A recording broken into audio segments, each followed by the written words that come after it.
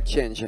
Maintenant, j'ai le plaisir d'avoir à mes côtés David Fortino, directeur ou dirigeant de Sigal, et c'est la séquence complément d'information. Bonjour David. Bonjour Stéphane. Alors merci David d'être à mes côtés. En deux mots, Sigal, l'actualité, votre activité. Deux mots. Alors Sigal, deux mots. Deux mots, c'est peu. Mais je vais essayer quand même. Donc Sigal, on est spécialiste de la transformation numérique et digitale des entreprises. Et l'actualité aujourd'hui, c'est l'évolution de notre plateforme digitale et sa transformation vers plus de gestion de données, d'intelligence artificielle, de deep learning et de machine learning. Voilà, en deux mots. Très bien, très bien. En écoutant le Puy du Fou, on s'aperçoit qu'il y a des fondamentaux autour de la relation client et je voulais qu'on revienne là-dessus, c'était l'objet du complément. Est-ce qu'on peut dire que lorsqu'une entreprise se lance dans sa numérisation ou dans sa transformation numérique, souvent la première clé d'entrée ou en tout cas le premier chantier qui est mis en place, c'est celui de la relation client? On peut le voir comme ça, en effet. Aujourd'hui, les études sont peu récentes. Il y a des études quand même en 2020 qui sont sorties, donc issues du Syntec, France Num et IDC, et qui font état que 53% des entreprises, des PME, en fait, sont en cours de transformation numérique. Et ce pourcentage passe à 70% sur les ETI.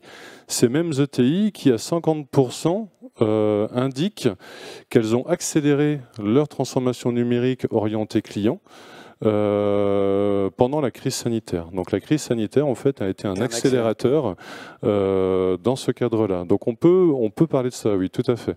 Aujourd'hui, que ce soit à travers les sites institutionnels, que ce soit à travers les marketplaces, que ce soit à travers la présence sur les réseaux sociaux, mais aussi à travers, on en parlera, les GRC, les CRM, on le voit bien, en fait, on est dans une transformation numérique complète. Et ça commence souvent pour les entreprises par ça. Ça paraît être le plus évident.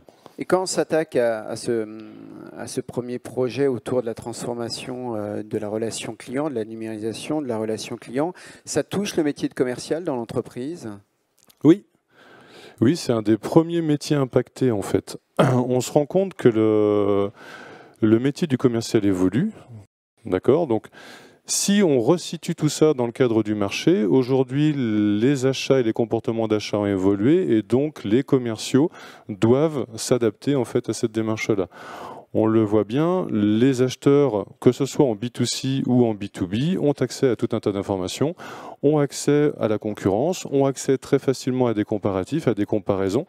Et dans ce cadre-là, il est difficile pour un commercial de tenir son rôle. D'accord. En plus, les acheteurs sont devenus de plus en plus volatiles. Donc, il faut que les commerciaux puissent avoir les outils en fait, qui vont leur permettre de faire face à ces nouveaux défis. Alors, ça ne les met pas en péril. Ça leur donne, en tout cas, comment dire, des appuis pour attaquer leurs clients d'une manière différente. Mais est-ce qu'il n'y a que le métier de commercial qui est impacté? Est-ce que la communication, le marketing, on a vu avec David Noailles que c'était aussi des services qui étaient concernés par cette numérisation? En effet, tout le monde est impacté et c'est d'autant plus intéressant qu'on le voit bien que le rôle du commercial et le métier de commercial évolue aussi vers plus de collaboration avec le marketing et la communication. Ouais. Aujourd'hui, il est de plus en plus difficile en fait d'être commercial seul dans son coin. Il faut maîtriser les réseaux, il faut maîtriser les différents types de communication. Marketing et communication travaillent en omnicanal, se spécialisent de plus en plus dans l'omnicanal. Il va falloir adapter le wording, il va falloir adapter la réactivité, il va falloir adapter les différents discours en fonction des canaux, et il faut que la fonction commerciale suive. Donc il faut nécessairement de la collaboration et de plus en plus de collaboration. Commerce, communication, marketing, est-ce qu'on peut dire que toutes les chaînes d'une entreprise sont concernées de près ou de loin par une numérisation de la relation client? Donc, si on revient à la base sur le marché, donc toujours avec des acheteurs, l'un des points essentiels de l'acte d'achat, c'est la confiance. Donc, je vais avoir confiance dans l'offre qui m'est proposée, je vais avoir confiance dans l'entreprise qui va me formuler cette offre.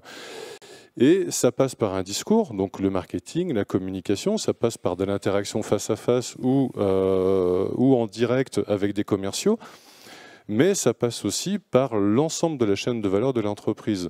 Il n'y a rien de pire qu'un discours qui au final soit décevant, parce que l'ensemble de la chaîne ne suit pas. Et l'ensemble de la chaîne de valeur, c'est aussi bien la valeur directe, que le produit soit conforme aux attentes, qu'il soit livré en temps et en heure, que la chaîne logistique suive, mais aussi tout ce qui est dit support, quand j'ai une interrogation, quand je dois pouvoir avoir accès au bureau d'études pour une nouveauté technique, et quand également j'ai un SAV. Voilà, comment tout ça en fait va s'articuler dans le cadre toujours de la communication client et de l'agilité. Est-ce qu'on peut dire qu'il existe un schéma type sur ce projet de la transformation de la relation client? Oui, on voit. C'est pas qu'on voit, c'est que dans le cadre des bonnes pratiques, généralement, on va commencer par la donnée. Donc le digital amène une masse de données très importante. Donc cette masse de données, il faut pouvoir la structurer, il faut pouvoir en garantir la cohérence, il faut pouvoir en assurer l'accès temps réel, et ce pour toutes les personnes de l'entreprise. Donc il y a d'abord la donnée, travail sur la donnée, il y a ensuite travail sur le décloisonnement, parce que souvent cette donnée est destinée aux commerciaux, alors que finalement l'ensemble de la chaîne de l'entreprise va être intéressé par ces données-là. Et enfin, il va falloir maîtriser ces processus. Dans le fonctionnement, en fait, on multiplie les processus, on multiplie les canaux, donc ça coûte de l'argent. À un moment, il faut investir. Donc pour pouvoir flécher correctement les investissements, il faut pouvoir suivre les différents processus, et pour ça, il faut les connaître. On parle bien d'une évolution dans ce cas-là de l'entreprise. Ce n'est pas une révolution, il ne faut pas le voir de manière brute et douloureuse, c'est bien une évolution. Est-ce que vous avez un exemple, David, de numérisation que vous avez suivi au niveau, bien évidemment, de la relation client, qui a été un vrai accélérateur? Oui.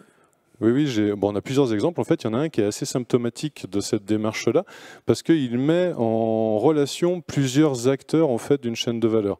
Donc, dans un contexte B2B2C, je vais avoir un industriel, je vais avoir des revendeurs, je vais avoir un client final. Le client final va être adressé par l'industriel par le biais de sa marque, en fait, à travers un site institutionnel. Le client final va pouvoir interagir sur le site institutionnel à travers des réponses à des formulaires, à travers des questions et ainsi de suite. Et l'idée va être de récupérer en fait l'ensemble des questions de ces formulaires, l'ensemble des éléments et des informations de ces formulaires, et de les diriger vers le revendeur le plus à même de pouvoir y répondre rapidement. Donc on le voit bien, en fait, on a un acteur, donc un consommateur d'un côté, qui lui a une demande, a un besoin, une interrogation en tout cas. De l'autre côté, j'ai un industriel qui aimerait bien capter en fait ce besoin-là et le réorienter vers son distributeur. Et j'ai un distributeur qui, lui, a déjà du travail en cours et qui va se retrouver tout d'un coup avec une sollicitation. Donc là, le digital, la numérisation va nous aider à travailler justement le parcours, à travailler les interactions et à automatiser l'ensemble de ces interactions. Et donc à accélérer la démarche. Et donc à accélérer la démarche. Donc dans le cadre de la numérisation, c'est l'automatisation. Et dans le cadre du digital, c'est le parcours client, c'est la simplification, c'est la réflexion autour de l'usage, autour des profils de communication de chacun. Est-ce que je travaille en SMS, est-ce que je travaille en mail, et ainsi de suite. Donc tout ça, en fait, fait partie des interrogations et de ce qu'on a mis en place justement chez un de nos clients. Merci David Fortino et merci chers partenaires. Je rappelle, vous êtes le dirigeant de Sigal.